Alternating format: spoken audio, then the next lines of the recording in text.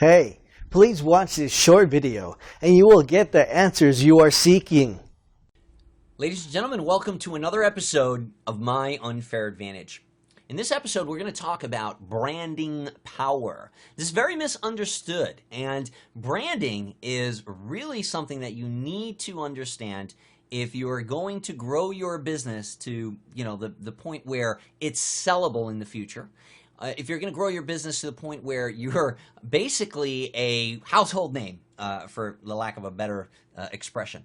Branding power for your products and your business. This is what we're going to talk about. So why is it important? Why is it important to brand properly? Well, did you know that Fortune 500 companies invest millions and millions of dollars into the branding of their products? This is a fact. There are companies out there that are branding companies, and they consist of huge focus groups of people and the ability to create surveys and focus groups, test markets, just to find out the appeal of certain names and certain colors and how people will respond to specific branding. And these companies make a lot of money by creating brands for other companies that want to release products into a marketplace. Proper branding creates an anchor in the customer's mind, which can be triggered by recurring events. When you really build a brand, every time that somebody has that recurring need in their life, your product is what's going to pop into their mind. And that is what branding is. Branding is that when you're driving down a road and you just see the golden arches, you know what's there. Sometimes just seeing the golden arches might make you hungry. It might actually remind you of the taste of the chicken McNuggets that you can get at McDonald's. And this is called powerful, proper branding. It literally creates an anchor in your mind. Sometimes it can even trigger smells. Sometimes it can trigger sounds. It literally can cause you to have a certain feeling and to cause you to take action on that feeling if the branding has been done properly. Proper branding also increases the perceived value of your product and your company. It makes you more sellable. So here's what I mean by that. A lot of people make the mistake of not looking at branding as something that they're going to need in the future for the purpose of selling their company at large or their brand at large. Sometimes we're, as internet marketers, we create little digital information products like ebooks and things like that, and we put our own name to them, right? So I made this mistake in the beginning. I said, like, Omar Martin's Secrets to Success.com or whatever. That's just an example, right? But how sellable is that later? If I sell that to someone, I literally have to sell my name to them.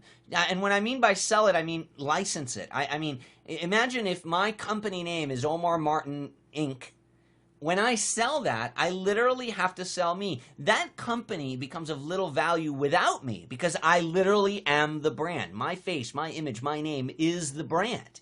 So it becomes tough to sell that later. And if you spent years creating products, launching products, and creating a brand for yourself, something that's known and recognized in a particular marketplace, then when it comes time to sell it, maybe for a couple $1 million or what have you, after all of the work that you've done branding yourself, somebody like myself who could be a potential buyer of your company says, well, hold on a second, why would I buy this without you? This brand is no good because it's yourname.com or it's your name is on every single product. Your face is on every single product cover. That doesn't mean that you can't be on the inside of the product, teaching, training, and so on. I'm saying on the front cover, on the name, on the logo, that kind of thing. When you proper brand something, it's going to increase the value of your product and your company, and it's going to make the entire thing more sellable later on. It's also going to rejuvenate some products. Let me tell you a little story about a company that you might know called Procter & Gamble. Procter & Gamble paid over $1 million to another company called Lexicon Branding.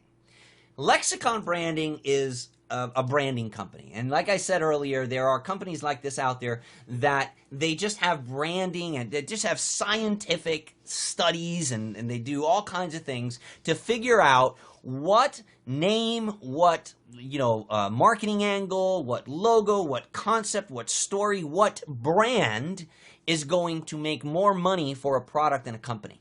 That is what Procter & Gamble went to Lexicon Branding for. That's the service that they hired them for.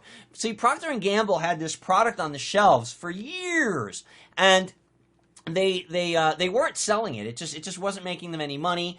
And in 1998, they decided, well, after 20 years of having this product on the shelves, I think that the bean counters over at Procter & Gamble said, well, I think it's time to do something with this. There's probably a market for this, and they decided that we're going to hire Lexicon Branding to repackage this, to give it a name, to give it a brand, and they did. And that product that had existed in Procter & Gamble's portfolio, in Procter & Gamble's product catalog for years, almost 20 years, in 1998, all of a sudden, after having hired Lexicon, became their #1 selling product called Febreze.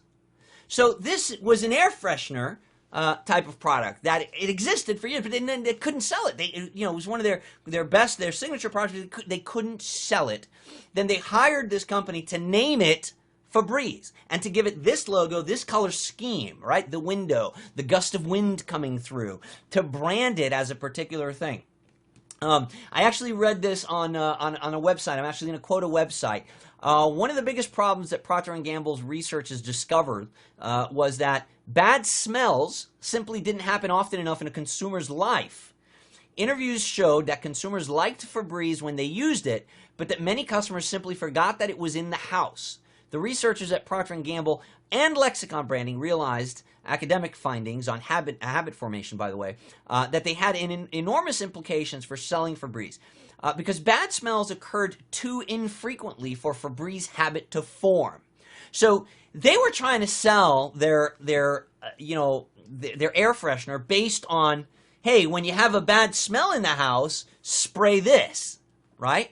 But bad smells in the house don't happen often enough for them to sell this enough, right? So it's like, okay, so when you cook fish, how often do you really cook fish in the house? Well, let me tell you, some houses bad smells happen more often than others, but at large, as a company, it just wasn't enough. The fact, trying to anchor the need for this product to a bad smell occasion was not enough for them to truly make enough money with this and to sell it, because it just wasn't habit forming. So the marketers started looking for more regular cues on which they could capitalize, more regular cues which they could anchor this product to.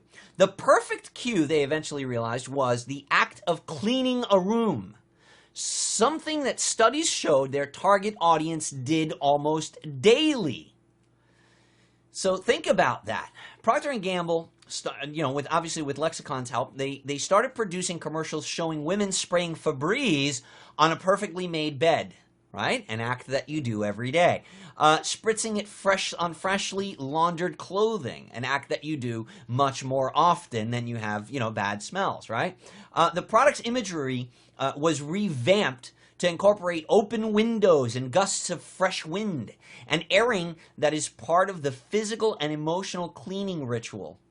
In a sense, the product originally intended for use on piles of smelly, dirty clothes was eclipsed by its exact opposite, a product used when women confronted a clean and tidy living room.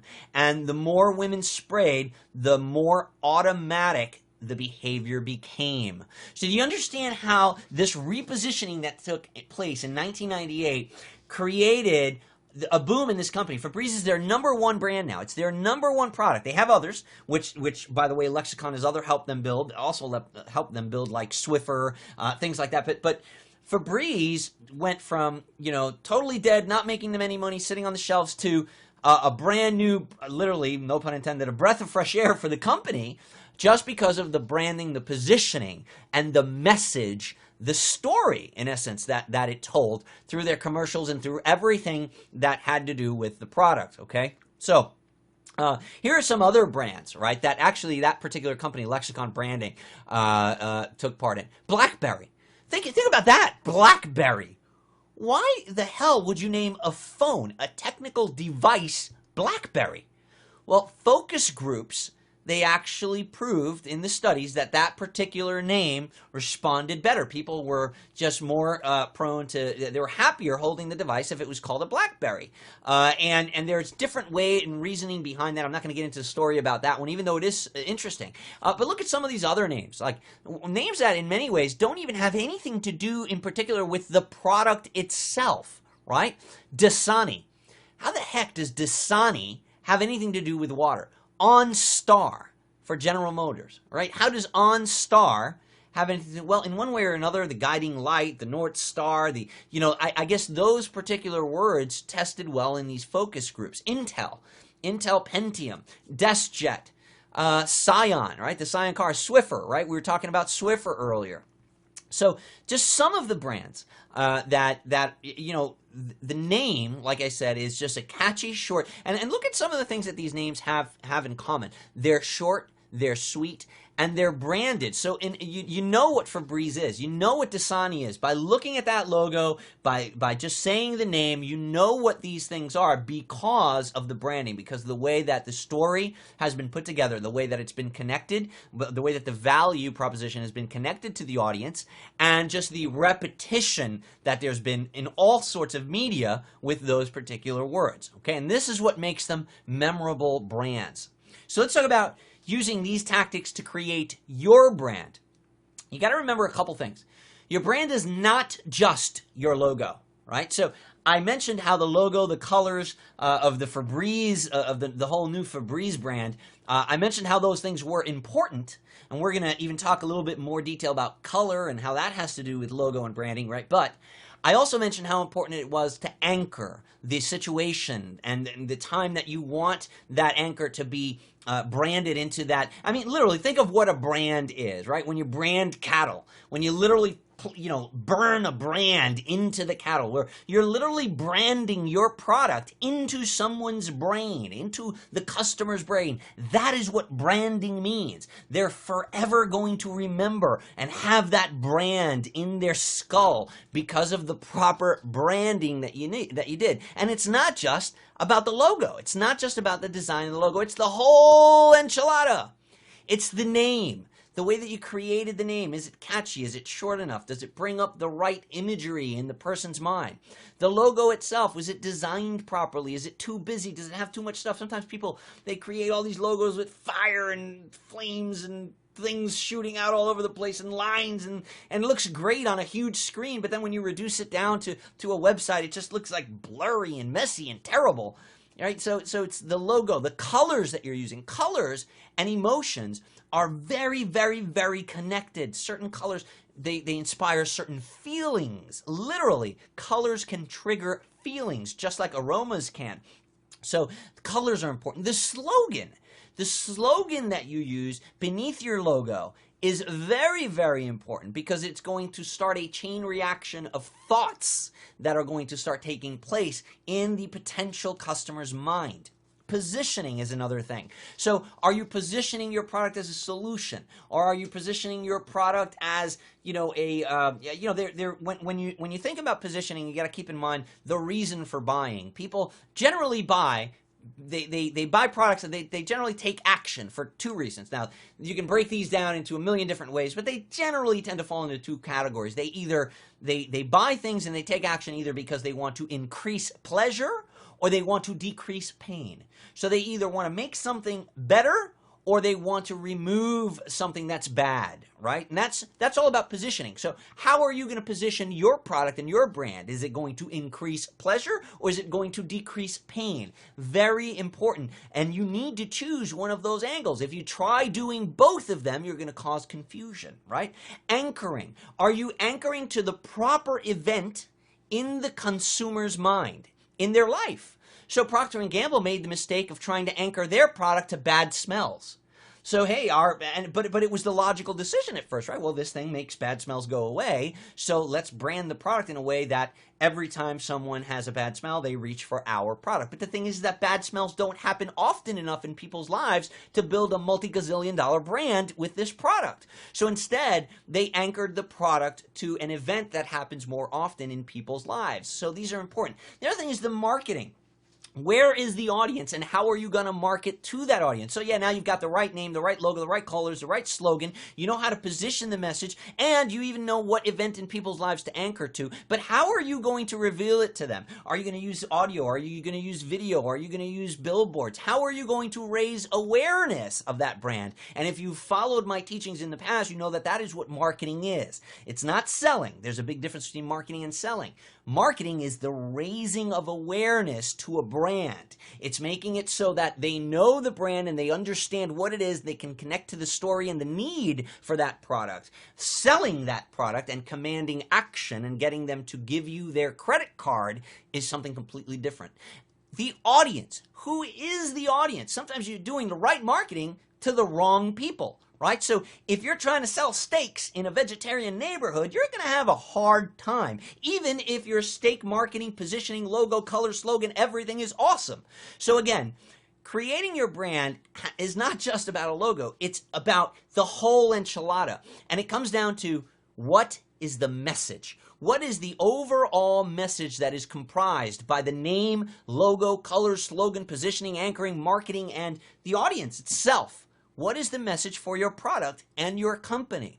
And you need to start thinking like this when you launch brands, when you create new products in your business, even if they're digital products. Now, don't get so overwhelmed with the creating of a brand that it precludes you from taking action, which is another problem that a lot of us have in the internet marketing space. It's called paralysis by analysis. We spend so much time over analyzing things and trying to get the idea to perfection in our heads before we take one little step forward. All I'm saying is that you need to be mindful about these things when you're creating your brand, your brand rather. And you need to be mindful in the sense, well, you don't want to create website URLs that are like, everybody makes this mistake in the beginning. They do things like myawesomesuperduperlistbuildingcourse.com. Brand that. How the heck are you going to brand that, right? Compare that brand with Febreze.com, right? So again, you need to keep all of these things in mind when you're creating those product names and logos. And we're going to get into a little bit more detail with it. We're going to talk a little bit about the image that you need to put in people's minds. Your image is not just the logo. It's everything. It's the actual picture in the mind's eye of the consumer. That is the image. And a lot of things comprise that image, a lot more than your logo. All of their senses come into play. Smell, taste, sound, everything comes into place. Like the example that I made earlier with McDonald's, right? So sometimes image can have a negative effect as well, right? So sometimes if you anchor something with a bad experience, for example, I'll never drink Southern Comfort, no matter how good the branding is, because everybody's had that young drinking experience with one particular liquor. Mine was Southern Comfort. Now the smell of it alone brings back that heaving, right? I can drink other liquors, but not that one.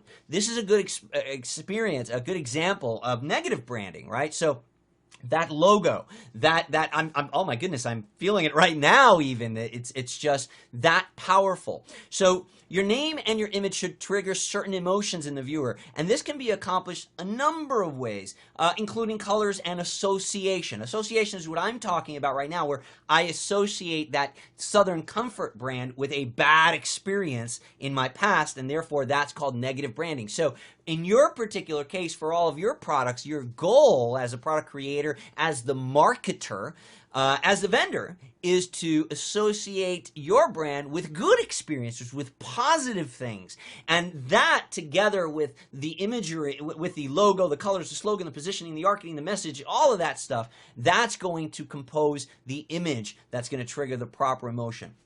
Let's talk about colors. Here's a color emotion guide, right? And this is how intense this is. Did you know that certain colors in certain logos, they literally create and they activate certain neurocenters of your brain. This is a fact. This is neurology. This is reality. This is not like, like some kind of theory. This is a fact. Yellows and golds, they symbolize optimism, clarity, and warmth. So look at some of these logos that portray optimism, clarity. Nikon, UPS. Look at Subway. Look at Best Buy, AOL. And how about that one? McDonald's. I mean, look at all these different brands that signify optimism. How about orange? Orange signifies in our brains, it triggers friendliness, cheerful, confident. Nickelodeon, Hooters, of course, alongside Nickelodeon. Imagine that. Amazon, Firefox, Fanta, Stars, Harley Davidson, Crush, Gulf Gasoline. Are they even around anymore? How about red? Excitement, youthful, bold. Kellogg's, Kmart, Coca-Cola, Ace Hardware, Exxon, Netflix, Avis Car Rental, Nabisco. Huge brands. And they're all associated with excitement. Budweiser, associated with excitement. How about these guys over here? Creative and imaginative. Wise. Sci-Fi Channel is purple. Big Brother and Big Sister, purple. Yahoo, purple. It's creative. It's wise. Taco Bell, fourth meal. So you see these relations, see these correlations. Blue, trust, dependable, strong. Did you know that blue is one of the highest converting colors for your website? This has been tested. It's been proven. Why? Because it establishes trust. It establishes dependable strength in the eyes. This is all done subconsciously. On a subconscious level, these emotions are being triggered simply by the color you've chosen. But you think your thing looks great and yellow and red and purple and neon and glowing, glaring stuff. But at the end of the day, in reality, simple blues and grays tend to convert really, really well on websites. Dell, Lowe's, American Express, Hewlett-Packard, Oreo. Peaceful is green. Peaceful, growth, health, healing. These are earth colors, right? So peaceful palettes like, light blues, light greens, even some browns, earth tones. John Deere.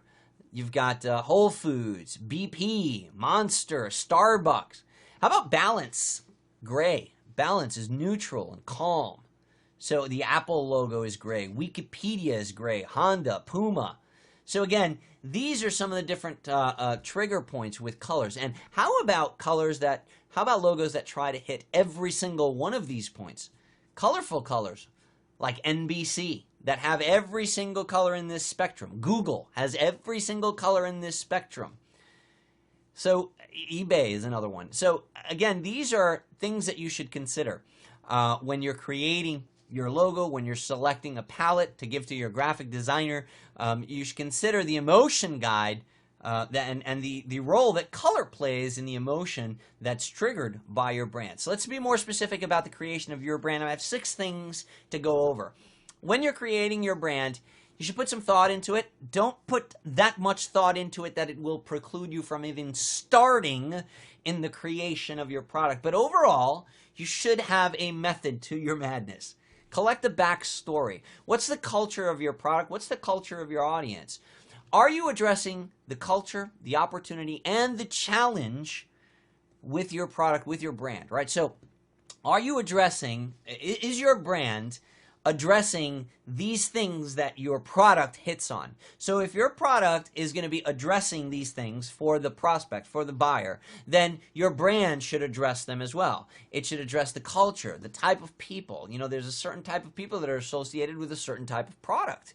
And if you think that that's wrong, well, you don't know marketing. You have to market to a target audience. The worst thing that you could do in your marketing is to try to make everybody happy. You may think that you live in a perfect world where people do not judge you and do not categorize you, but you are wrong. We live in an imperfect world, especially when it comes to marketing.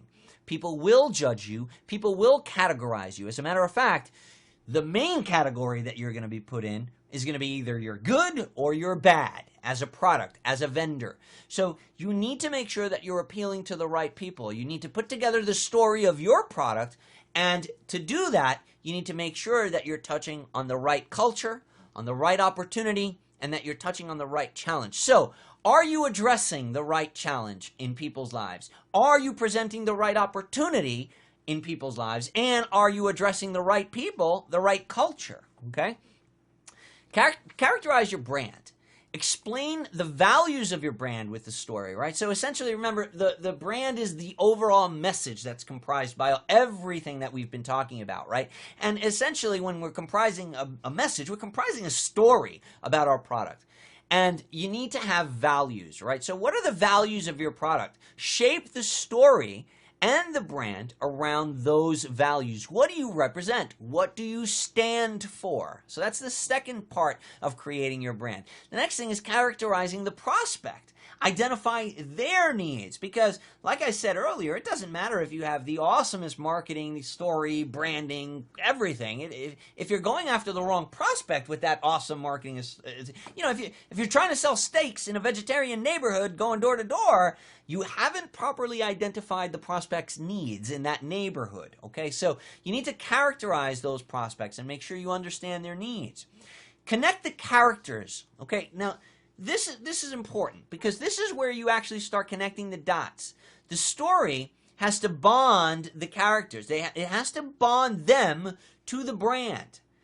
So are you connecting the challenge, the opportunity, the culture? Are you connecting everything that your product addresses, all the issues that your product addresses and takes care of, either eliminates or enhances, right? Because we said it either increases pleasure or it decreases pain. So are you connecting those points with the characters, with the people that need them? Are you making the connection? Because just because you have something they need, and just because they need something you have, does not mean that you're presenting it in a way that they will understand it and make that connection. Okay, very, very important. And what I'm getting into there is, it's not how you say, it's not what you say, it's how you say. Okay, you need to confront awareness, comprehension, confidence, and affinity. Okay, these four things are very, very important for you to confront. You need to confront the prospects or the potential prospects' awareness. Do they know about the product? If not, you need to confront that issue, and you need to make sure that they know, that they're aware of the product's existence, of the brand's existence. Number two, you need to confront their comprehension issues of the product. Do they comprehend what it does?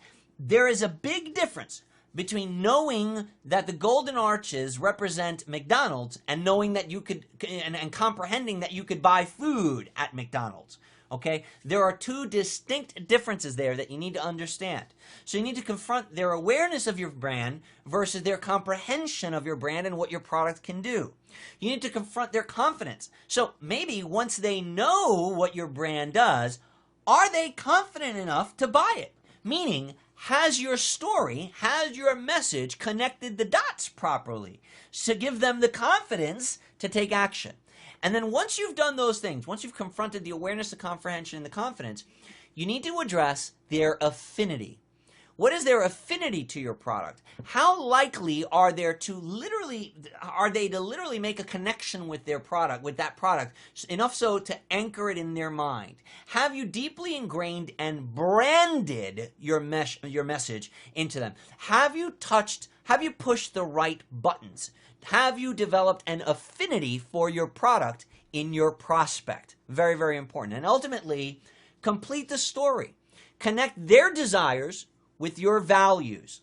Okay? So if you've hit on all of these things, the summation of this brand is going to be by connecting your prospect's desire with your values. And once you've done that effectively and you've covered all of these things, you've built a brand that will literally trigger emotion and trigger action every time that an anchor happens in that person's life. Okay? Everything you do becomes your brand. Everything you do becomes your brand. This is even more important now in the days of social media.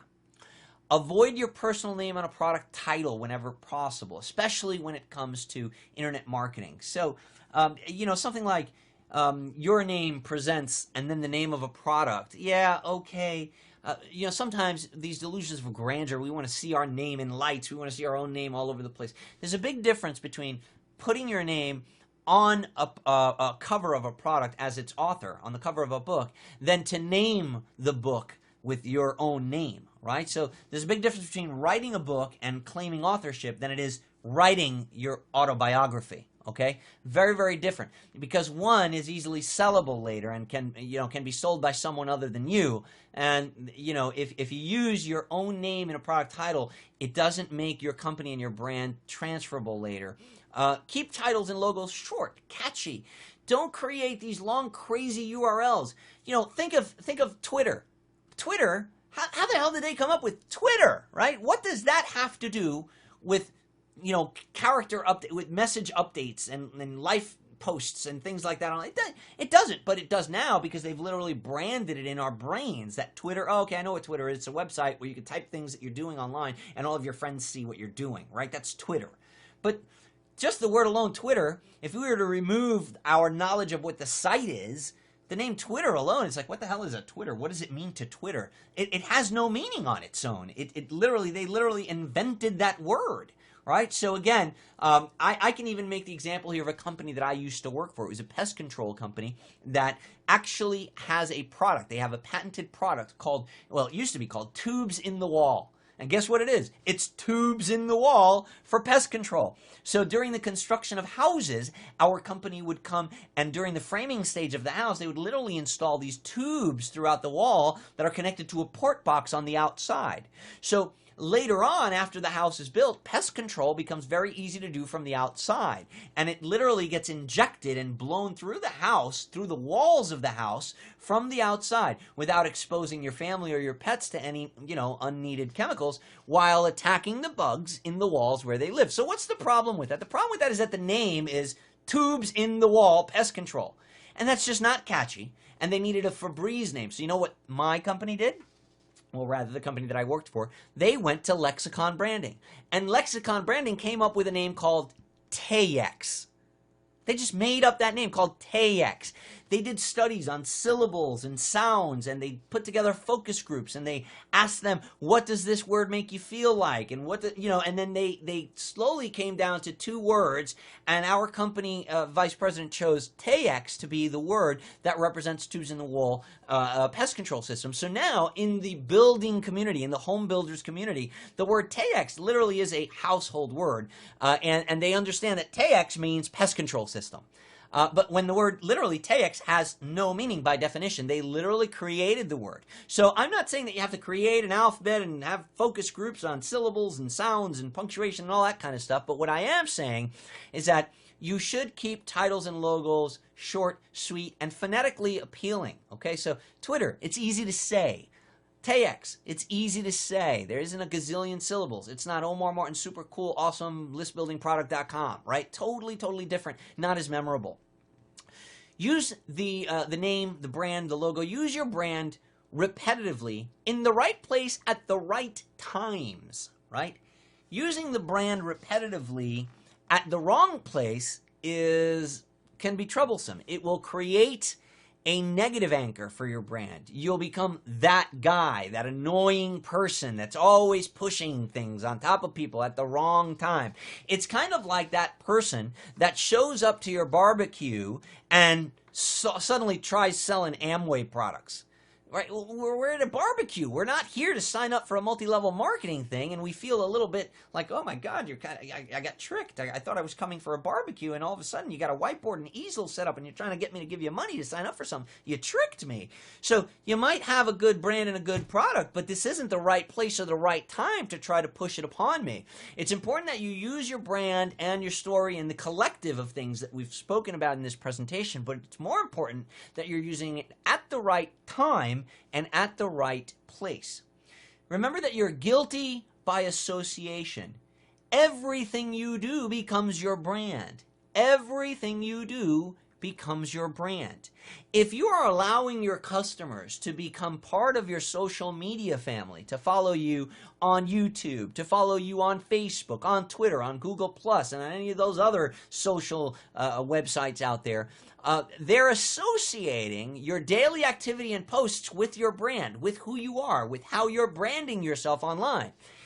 If you start associating yourself with negative activities, if you start to post pictures of you vomiting over the, bar this weekend, if you start associating yourself with things that are counterproductive to the elevation of your brand, then people will associate your brand with those negative anchors as well. This is why, as internet marketers, we have to be very cautious of the photos and things that are released out there, especially if we're doing business under our own names and we're running an honest and ethical business and we're being upfront and we're letting people know who we are. Hey, I am the creator of this product. I am the author of this product. Well, guess what? You're guilty by association now, because anything and everything that you do online will now be associated with that product, whether you like it or not.